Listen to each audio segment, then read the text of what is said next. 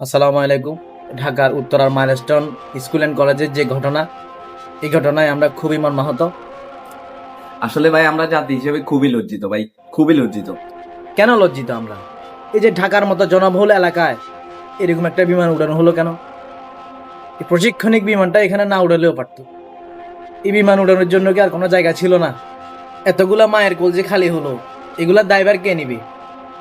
আচ্ছা ঠিক আছে, মানলাম এটা একটা দুর্ঘটনা, কিন্তু এত বড় একটা দুর্ঘটনার ভিতরে মানুষ ভিড় করতেছে কেন? ভিড় করতেছে, ওনারা ভিডিও করতেছে, ছবি তুলতেছে। কি ভাই, এটা কি কনসার্ট?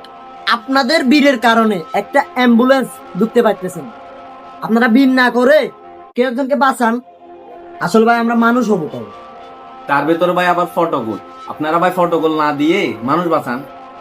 আসলে আমরা ওই জাতি, যে জাতির সুযোগ পেলে কাফনের কাপড়ের দামটাও বাড়ায়।